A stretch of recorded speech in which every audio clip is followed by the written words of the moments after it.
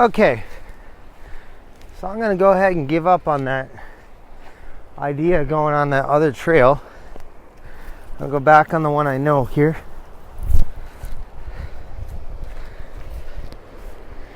I like to explore,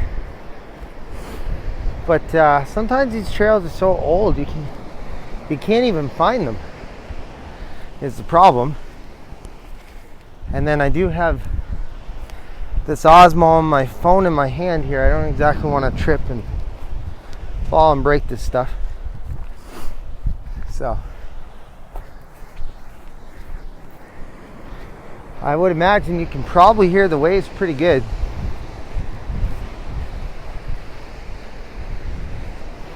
Be a good spot to stop and just kind of contemplate life, I guess.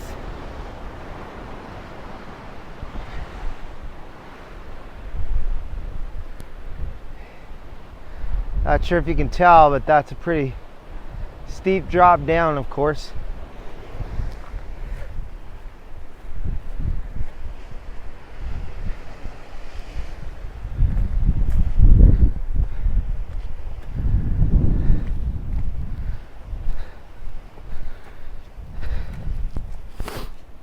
So sometimes my wife and I will do these Facebook Lives where we try to give you updates on our trip, but this time I thought we'd do something with a little bit of scenery rather than you looking at me. So 13 days away, as I mentioned earlier. We've got our tickets booked. Not sure about our health insurance. We've got a lot of our stuff packed up. My wife did a great job of packing. I did what I'm supposed to do while packing, stay out of the way. I think that's what most guys do. And then of course when it's moving day, then I'll jump into action and do the heavy lifting.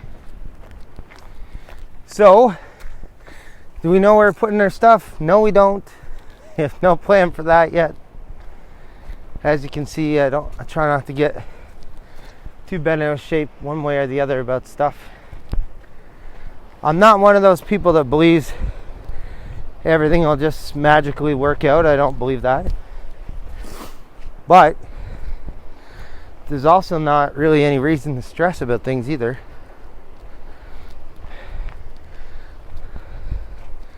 Yeah, if you look back in your life, there's lots of things we spend time stressing about. And then later, lo and behold, it kind of just works itself out. So no point in having a heart attack over it. Are we excited about going to Africa? I think my wife is. I would say she's excited. You know, apprehensive too, and nervous, all that stuff too. But me personally, am I excited?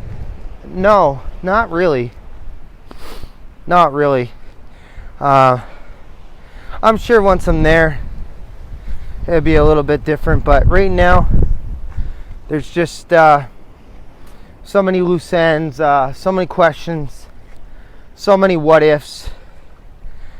And even though I'm not worried about them per se, that does kind of preclude me from being too overly excited about things. And so maybe when I'm on the plane, but even then, even on the plane, we'll probably be wondering how it's going to go once we get to Benin with the customs and whatnot.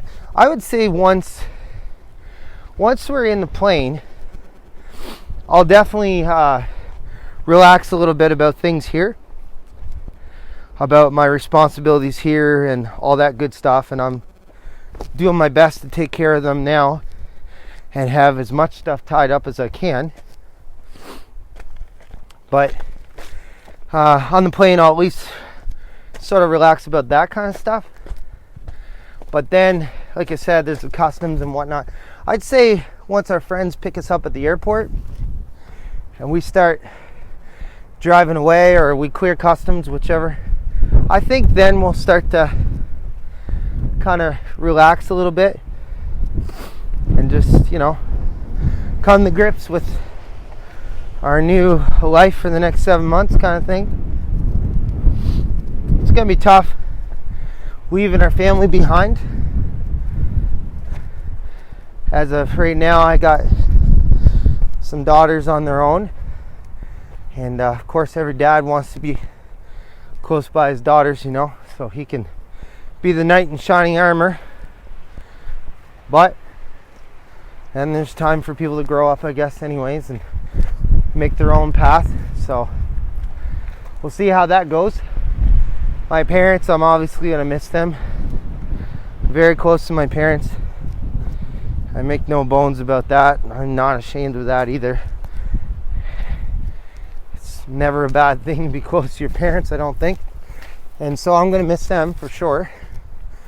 But thanks to phone and the internet, we should be able to stay connected. We don't live in the same spot anyways, as most of you know. So it's not like we really get to see each other every day anyways. We did for a while when we first moved to New Brunswick from out west. That was kind of neat. We got to see each other quite a bit. And then years ago, when they lived at their last house, oftentimes on Friday afternoon I would stop in and just shoot the breeze with Mom. Sometimes Dad would be there too. I kind of enjoyed that.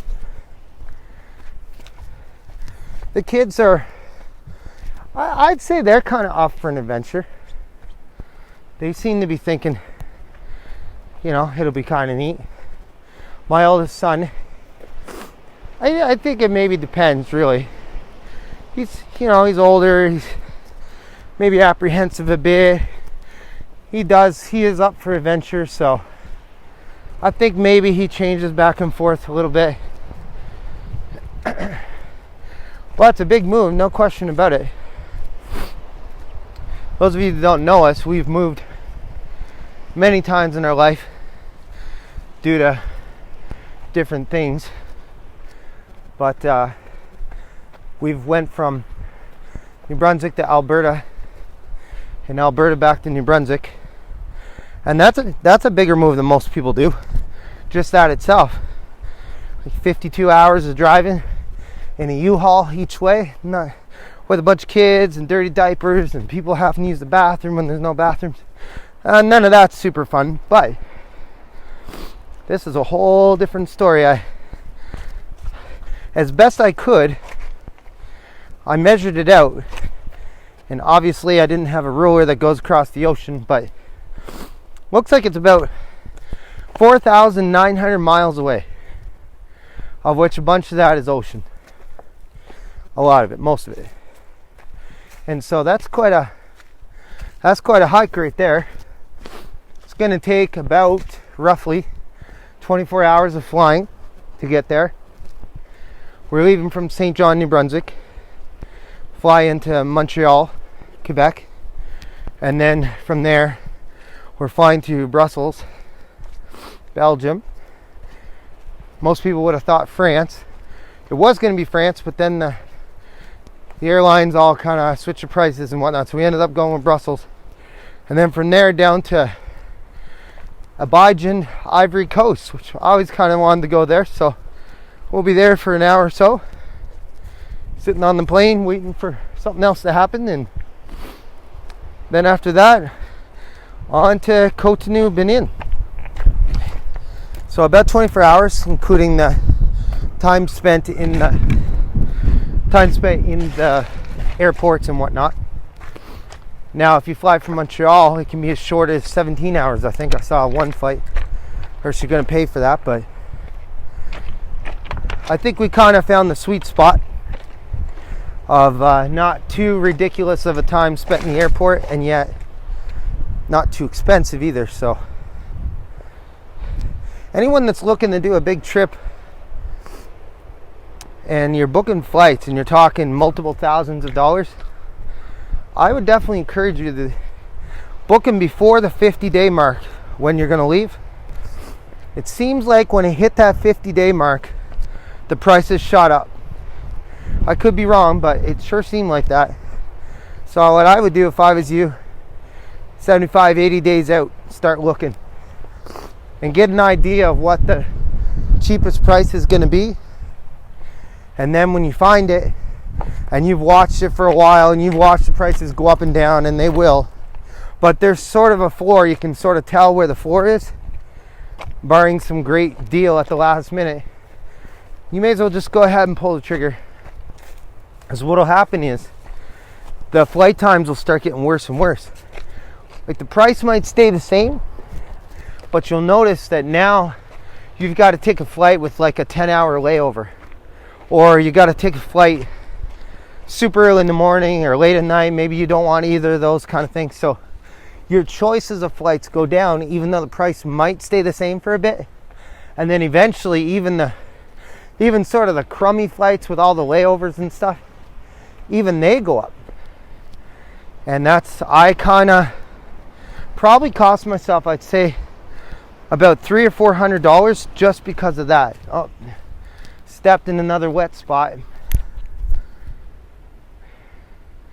There's a nice sign there. There is an island group right there, you can see. Man, I'd like to go to that. I believe it's straight out there. I think it's the one way out far. I could be wrong. Man, it'd be so neat to go there. But not for today anyways. So we're just gonna walk back this way, see if I can get my feet even wetter than I already have. That would be nice. I did do laundry. I'm kind of wishing I had them now, because now I'm gonna have wet socks. I'll tell you one thing, as I said earlier, my family is they're all up visiting my wife's parents and her family before we leave here. And then later in the week, we'll be visiting with my family. So we'll kind of get both sides in and say goodbye to as many people as we can, or see you later, I guess, maybe is a better way.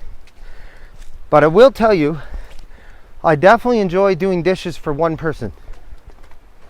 Definitely. That part doesn't hurt my feelings.